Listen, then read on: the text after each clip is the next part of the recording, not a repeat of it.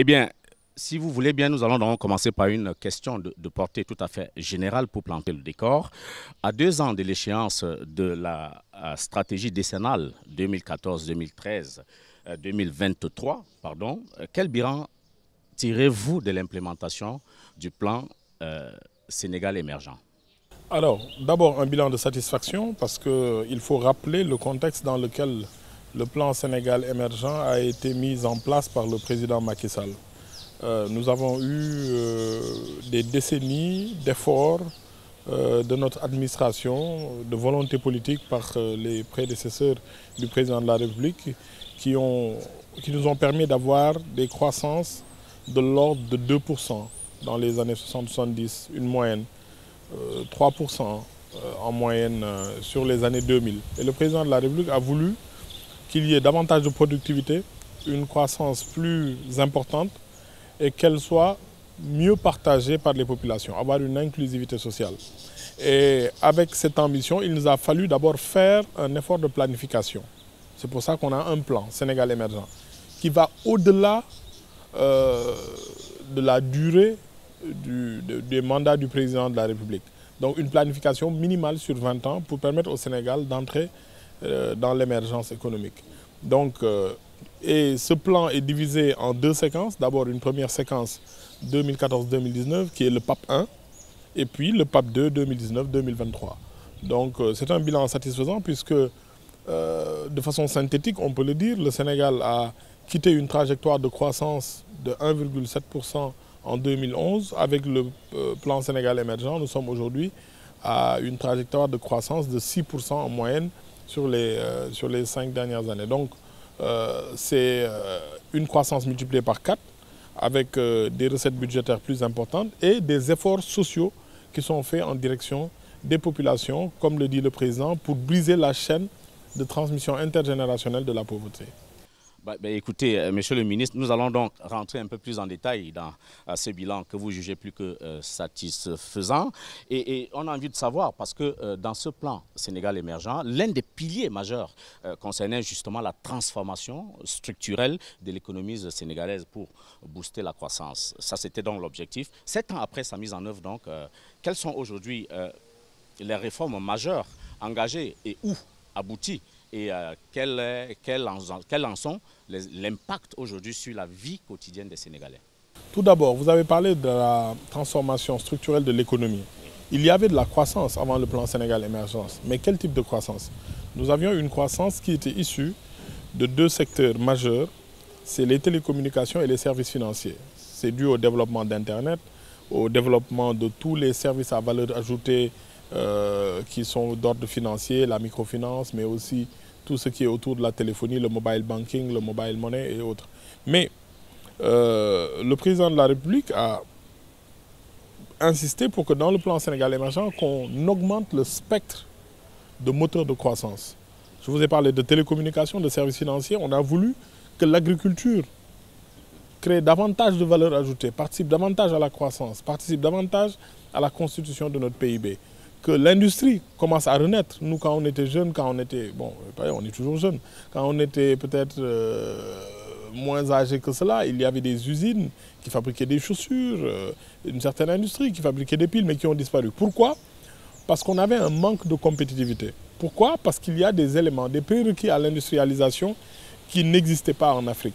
C'est la disponibilité de l'électricité. Ce sont les infrastructures de transport qui permettent aux investisseurs de faire davantage confiance à nos pays qui sont en voie de développement. C'est aussi des questions comme l'environnement des affaires. Donc ce sont ces efforts-là que nous avons faits pour pouvoir booster la croissance. Et cette croissance, aujourd'hui, nous a permis de diversifier. Je vous donne un exemple. Sur l'agriculture, l'agriculture, il est éminemment utilisateur de main-d'œuvre, alors que les services financiers sont éminemment capitalistiques et utilisent moins de main-d'œuvre. Donc sur l'agriculture, le Sénégal est passé par exemple sur un produit phare qui est l'arachide qu'on a connu depuis les années 60, de 400 000 tonnes de production à presque 1 600 000 tonnes en 2020. Donc c'est un effort, c'est vrai qu'il y a eu la pluviométrie, mais il y a aussi les efforts de l'État, la sélection des semences, la formation, des agriculteurs, l'encadrement et les investissements massifs qui ont été faits dans l'agriculture. Le Sénégal est un pays qui importe beaucoup de riz. Nous sommes passés aussi de 400 000 tonnes à 1 200 000 tonnes en 2019. Aujourd'hui, nous sommes passés à 1 600 000 tonnes avec la pluviométrie extraordinaire qu'il y a eu. Non, de production locale. 1 600 000 tonnes de production locale. Donc on a multiplié par 4 nos productions d'arachide, on a multiplié par 4 notre production en riz, on a décuplé, multiplié par 10 nos exportations de produits horticoles, sans compter la pomme de terre, tout ce qui est oignons et autres. Donc ça montre à quel point le secteur de l'agriculture a connu vraiment une dynamique qui a permis d'impacter notre croissance et de nous permettre d'avoir une croissance encore plus généreuse, mais une croissance aussi qui est centrée sur des produits qui utilisent beaucoup de main-d'œuvre au niveau local, qui mobilisent beaucoup de personnes et qui mobilisent beaucoup de régions. Donc davantage de richesses, mais des richesses dont la source est encore plus partagée, dont la source est encore plus éparpillée. Dans le même ordre d'idée, le plan Sénégal émergent ambitionnait également de faire émerger d'autres secteurs, jusque-là qui étaient peut-être embryonnaires, mais surtout aussi de rendre plus attractif le climat des affaires au Sénégal. Où en êtes-vous concrètement? À quels résultats êtes-vous parvenu à ce jour? Tout à fait. Vous savez, le plan Sénégal émergent, c'est la conjonction de plusieurs facteurs. Ce sont 27 projets phares et 17 réformes phares. Et sur les 27 projets phares, vous avez l'agriculture, vous avez souvent des questions comme l'industrie, le hub industriel, le hub minier, le hub logistique. Mais ce sont des secteurs qui, lorsqu'on les titille, lorsqu'on fait en sorte qu'ils puissent produire davantage, qu'ils soient dynamiques, qu'on ait les infrastructures qu'il faut, avec un adjuvant de taille, les réformes, on a un écosystème qui nous permet de produire davantage et d'impacter davantage notre croissance. Donc, vous l'avez dit, c'est l'agriculture qui était dynamique, mais qui n'arrivait pas à ce niveau-là. C'est aussi l'industrie. Vous savez, si vous êtes dans un pays où il n'y a pas assez d'électricité, vous ne pouvez pas être compétitif. Le moteur de l'industrie, c'est la compétitivité. Le moteur de la compétitivité, ce sont les coûts des facteurs. Faire en sorte qu'on ait de l'électricité en quantité, mais aussi à des prix abordables. Avoir la formation professionnelle qu'il faut. Professionnaliser nos enseignements. Ne pas avoir seulement des diplômes généralistes qui nous créent pas assez de techniciens supérieurs ou de diplômes intermédiaires qui puissent intervenir dans la production. Donc ce sont tous ces facteurs. Donc il y a l'industrie, il y a le secteur des mines qui participe davantage à la formation du PIB, mais aussi en recettes budgétaires. Il y a aussi d'autres secteurs comme l'industrie qui commencent, l'aquaculture, qui viennent en renforcement de ceux de la pêche traditionnelle qu'on connaissait. Oui, mais vous le savez très bien, Monsieur le ministre, tout ceci ne peut être mis en œuvre que s'il y a une offre conséquente en énergie. Et c'était l'un des maillons forts de ce programme-là. Il fallait donc booster l'énergie. À quel niveau vous situez aujourd'hui? Est-ce qu'on a pu accroître l'offre énergétique en quantité et en qualité? Et surtout, est-ce qu'aujourd'hui, la tendance des coûts est baissière ou plutôt haussière? Tout à fait. Vous savez, du point de vue de l'électricité, le Sénégal a fait des pas de géant. Puisque de 1960 à 2012, le Sénégal ne comptait que 500 MW de capacité de production. 500 MW. En 2019, nous étions à plus de 1000 MW, c'est-à-dire 1 gigawatt, 1100. Aujourd'hui, en 2021, nous sommes à 1500 MW. Donc, le Sénégal a créé des capacités de production d'électricité, plus de capacités de production d'électricité de 2012 à 2021 que de 1960 à 2012.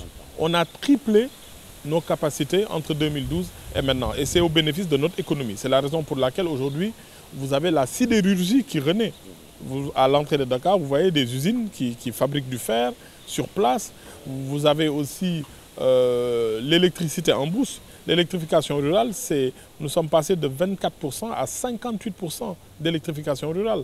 Nous sommes passés aussi de 0% d'énergie renouvelable dans la production d'électricité à presque 22%. Nous allons arriver à 30% d'ici 2024. Donc tout cela, ce sont des innovations qui permettent au Sénégal de devenir autosuffisant en production d'électricité. Maintenant, il reste le défi de l'efficience, c'est-à-dire produire à moins de coûts. Nous l'avons déjà réalisé, mais nous devons le réaliser davantage avec l'arrivée du pétrole et du gaz pour nous permettre d'être encore plus compétitifs pour pouvoir attirer des investissements directs étrangers et créer un écosystème industriel qui puisse rivaliser avec ceux de la sous-région.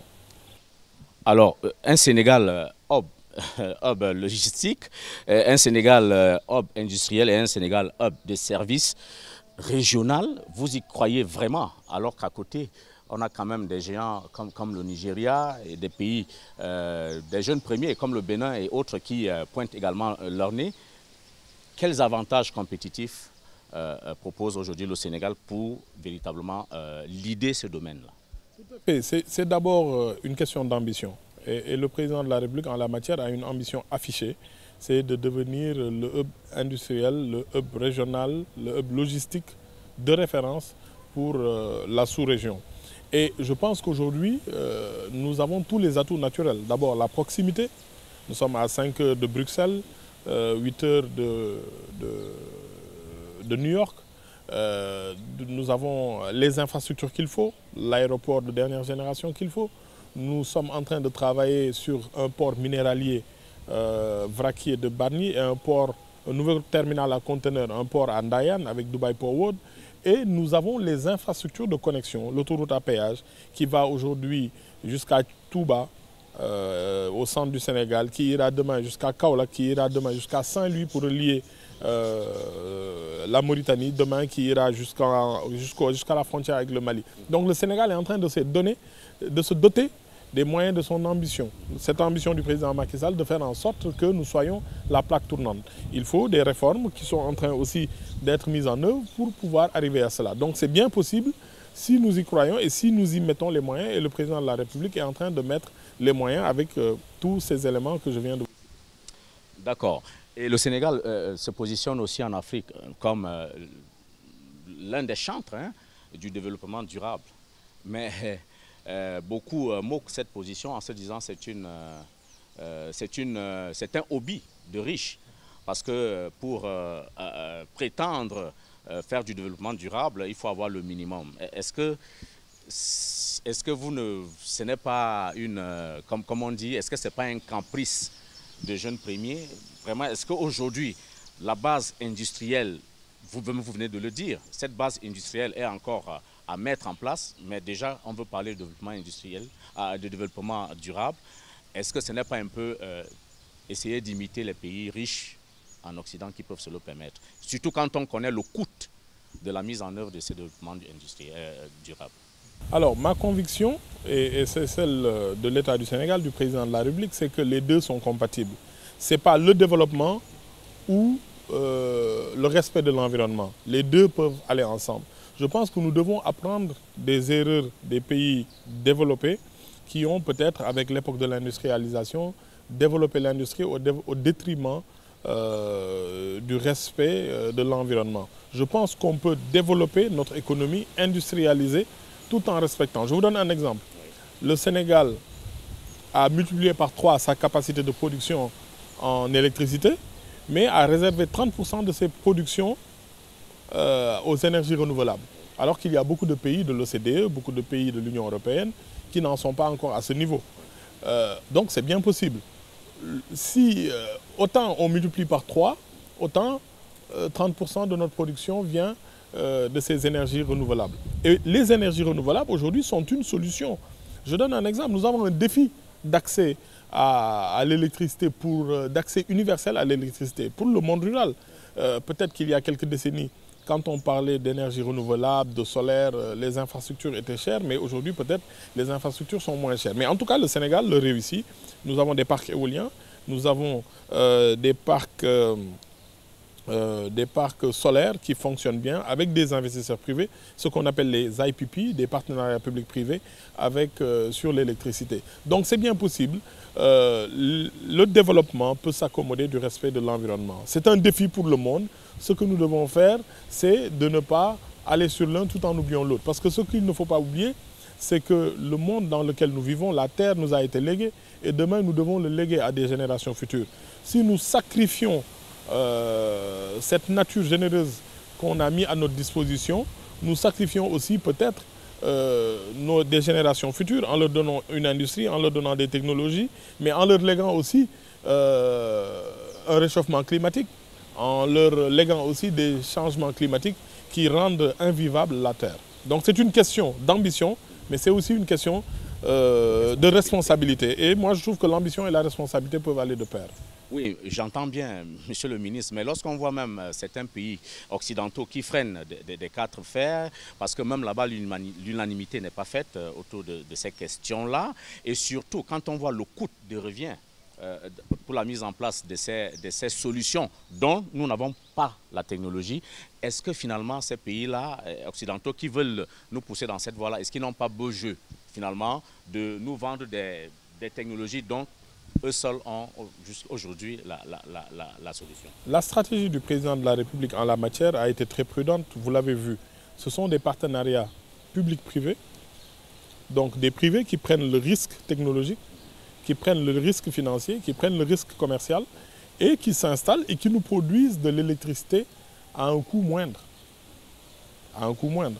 Vous allez à Taïbandiaï, vous allez à Bokhol, vous pouvez voir ce que le Sénégal a réalisé en partenariat avec des investisseurs. Donc je pense que l'approche doit changer et ça peut nous permettre de régler des problèmes dans des zones où peut-être l'électricité issue des énergies renouvelables est plus bon marché et plus accessible du point de vue coût pour nos populations. En tout cas, le Sénégal a une expérience en la matière depuis 5 ans, 6 ans qui fait le bonheur des populations et le bonheur de nos finances publiques.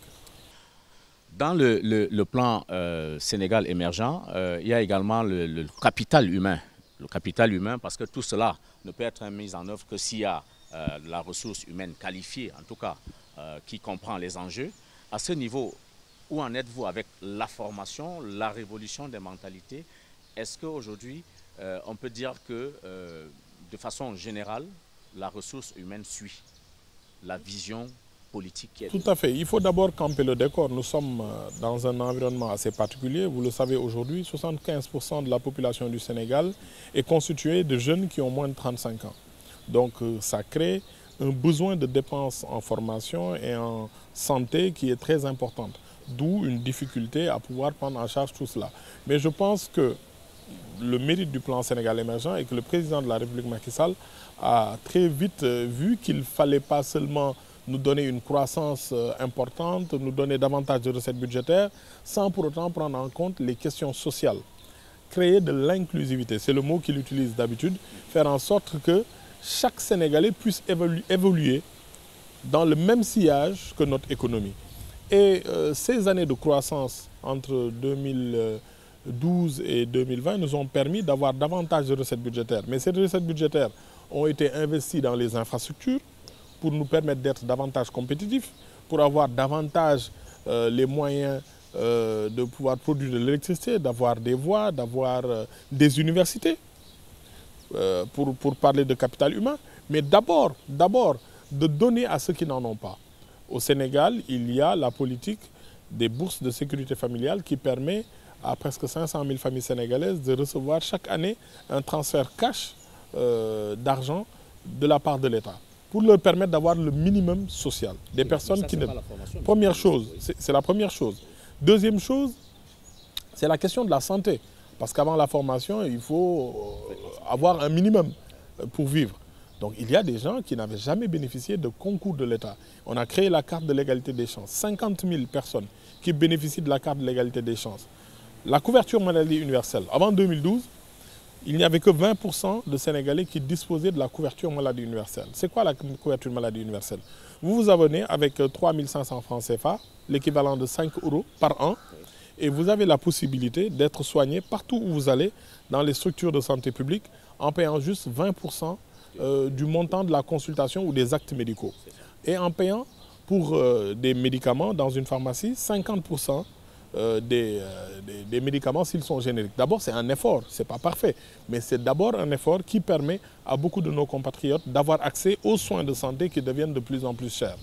Donc, l'accès au minimum social, l'accès à la santé, l'accès à la formation, de nouvelles universités, mais surtout la professionnalisation des formations. le Sénégal, c'était 90% des formations qui sont des formations généralistes. À l'université, on a 50% des apprenants des étudiants qui font une formation littéraire.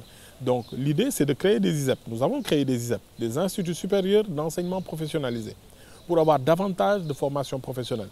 Mais plus important, nous avons réformé 469 curricula au niveau de l'enseignement supérieur, pour faire en sorte que les gens aient plus de formations professionnalisantes que de formations diplômantes. Faire en sorte qu'on puisse, par les stages, les conventions avec les entreprises, les formations intermédiaires, permettre à nos jeunes d'être prêts à l'employabilité, devenir des produits qui sont aptes à être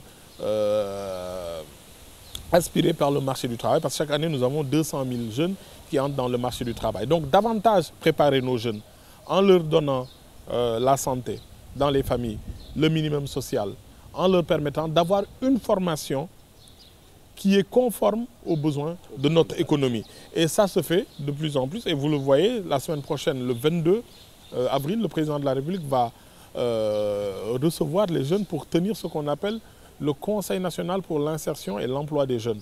Puisque nous avons aussi beaucoup de jeunes qui sont déscolarisés entre l'entrée en 6e et le bac. Et il faut les prendre en compte, avoir une école de la deuxième chance. C'est la raison pour laquelle le président de la République a mis en place ce qu'on appelle des centres départementaux de formation professionnelle, 45.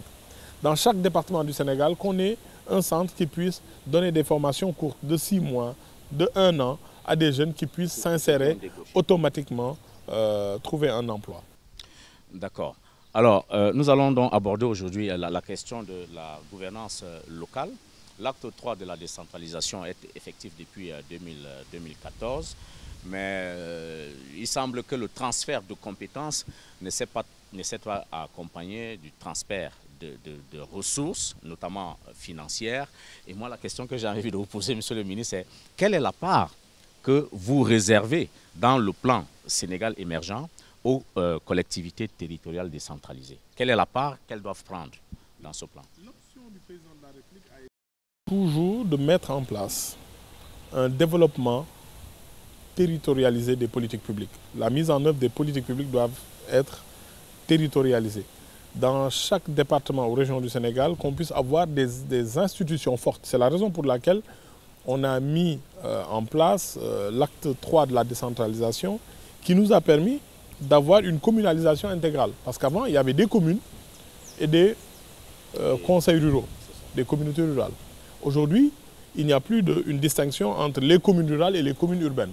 Communalisation intégrale, mise en place des départements, on a évincé ce qu'on appelle les conseils régionaux. Donc les politiques publiques se font au niveau des communes et au niveau des départements. Il y a eu un transfert. Moi, j'habite dans une commune où le budget de la commune était de 400 millions avant l'acte 3. Aujourd'hui, il est de 1 milliard. Donc il y a bel et bien eu transfert. Donc c'est une réalité. Aujourd'hui, il y a des communes qui ont vu leur budget s'augmenter, doubler, tripler. Ce n'est pas le cas de toutes les communes puisque c'est en fonction de l'importance de l'activité économique dans ces zones-là. Mais l'État est venu avec des appuis et notamment ce qu'on appelle le PACASEN, le programme dédié aux communes et aux collectivités locales pour leur développement et l'amélioration de leur cadre d'exécution de leur mission. Donc, le choix de l'État du Sénégal, l'option, c'est une mise en œuvre des politiques publiques au niveau territorial.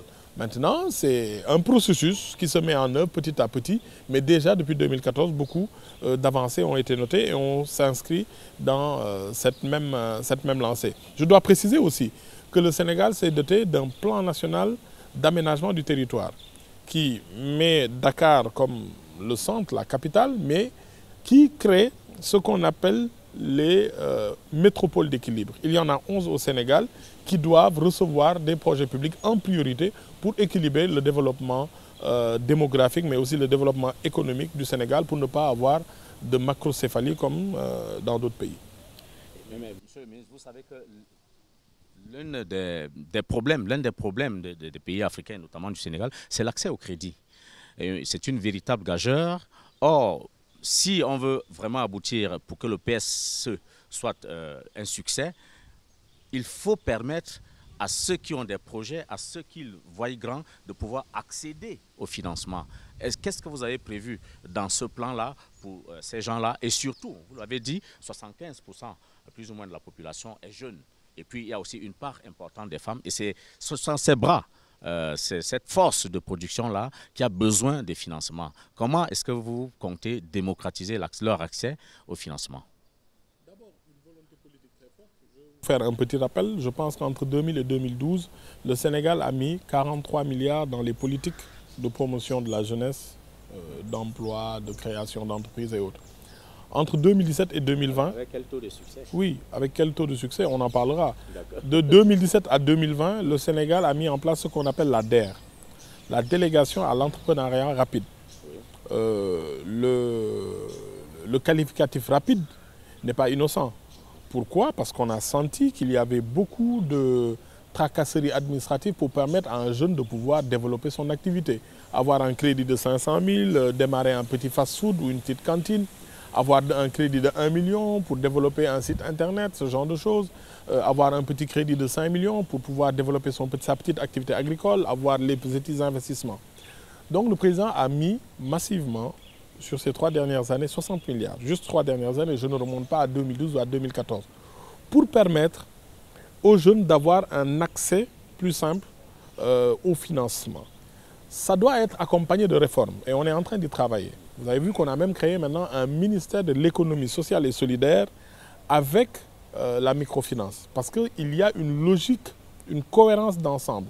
Il faut des réformes dans la manière de donner les crédits. Il faut faire en sorte aussi que les crédits, que ce soit la microfinance ou autre, ne soient pas chers. Puisque vous le savez, la microfinance, souvent, ce sont des crédits qui reviennent à 24% quelquefois.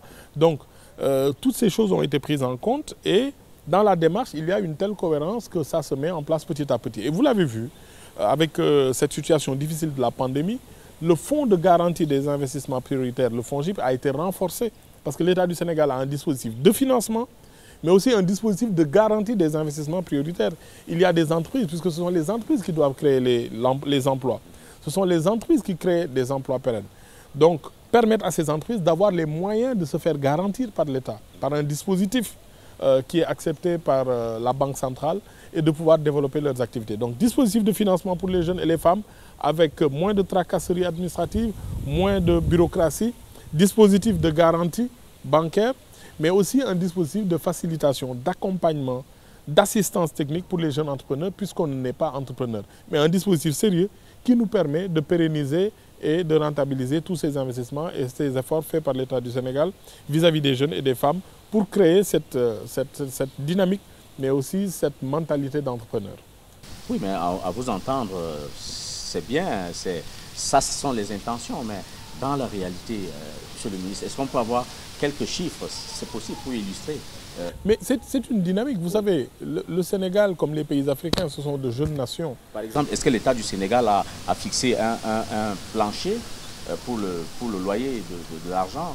Vous venez de le dire. Tout à fait. Avec la DER, il y a eu des mécanismes qui permettent d'avoir des financements dont le coût est moins élevé que les banques. Mais vous savez, l'entrepreneuriat, c'est une aventure. L'État du Sénégal est dans une logique de préparer ces jeunes à prendre toutes les opportunités qui s'offrent à eux. Aujourd'hui, l'emploi salarié ne peut pas être généralisé, que ce soit dans le privé ou dans le public. Mais le plus important dans ce monde qui est en tourmente avec cette pandémie, avec ces difficultés économiques et sociales, c'est de faire en sorte que les jeunes soient prêts. Il faut que les jeunes soient employables. Il faut leur permettre d'avoir une formation. Il faut leur permettre d'avoir une santé à moindre coût. Il faut leur permettre aussi d'avoir un financement à moindre coût. Mais surtout, il faut les préparer et les accompagner dans cette dynamique de création, de créativité. Nos jeunes regorgent de talent, que ce soit au Sénégal, que ce soit en Côte d'Ivoire, que ce soit au Bénin, au Mali. Mais il faut que ces jeunes soient accompagnés pour qu'ils fassent partie des meilleurs, qu'ils aient tous les outils qui leur permettent de concurrencer leurs congénères dans le monde et dans ce continent-là. Donc il y a ces dispositifs, il y a la préparation, il y a l'accompagnement qui permettent à nos jeunes de trouver leur voie. on va sortir de cet entretien, Monsieur le ministre. Dans un Sahel tourmenté, le Sénégal apparaît un peu comme l'exception, mais évidemment, le danger n'est jamais loin. Comment est-ce que vous travaillez, vous qui avez le nez sur l'émergence du Sénégal, comment est-ce que vous travaillez à éviter une éventuelle contagion? Et puis, comment jugez-vous l'état aujourd'hui du climat sociopolitique interne au Sénégal? D'abord, vous savez, la question de la sécurité, elle est essentielle. Et il est rare de voir dans un plan de développement économique des questions de sécurité et de paix et de gouvernance. Donc c'est le mérite du président de la République de l'avoir intégré. C'est le troisième pilier important du plan Sénégal émergent. Le Sénégal n'est pas à l'abri, le Sénégal résiste, le Sénégal s'organise de façon rigoureuse, en solidarité avec les pays.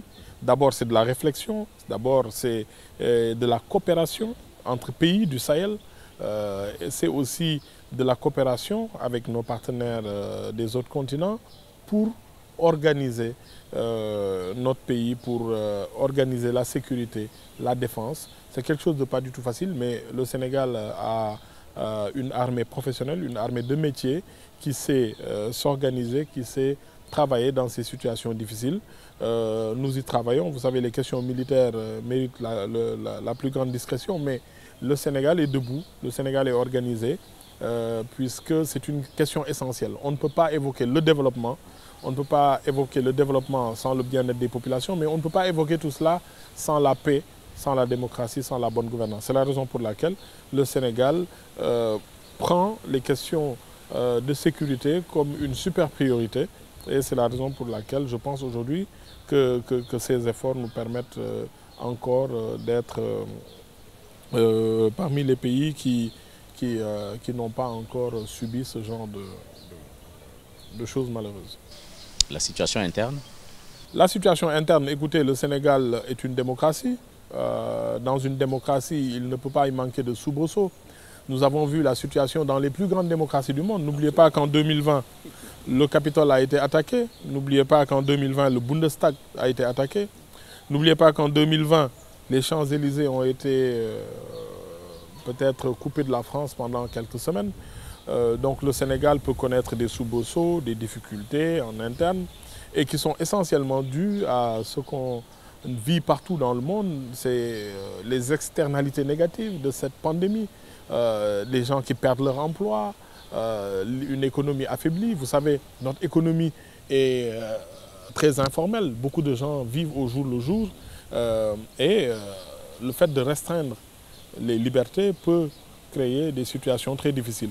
Le Sénégal a mis en place un plan de résilience économique et sociale de 1000 milliards au début de la pandémie, avec beaucoup d'aides qui ont été distribuées aux artisans, aux agriculteurs, aux transporteurs, même aux artistes, hein, même aux entreprises de presse avec des réductions d'impôts, d'aide à la presse qui a été doublée cette année et autres.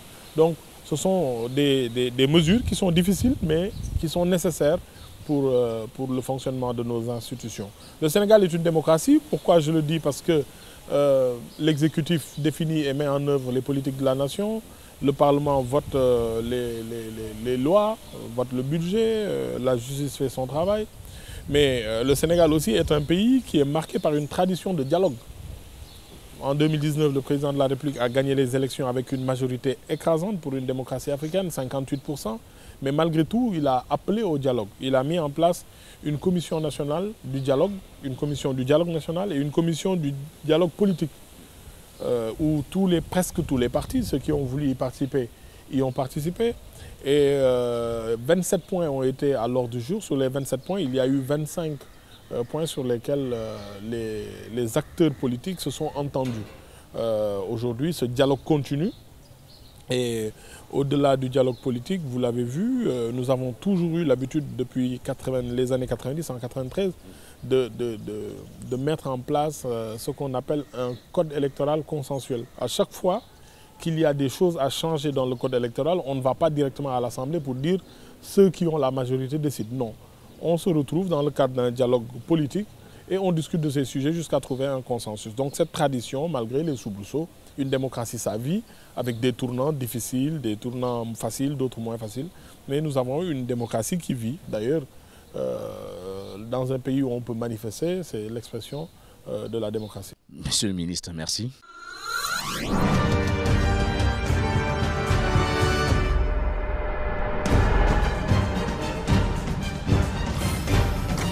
Afrique Média, le monde, c'est nous.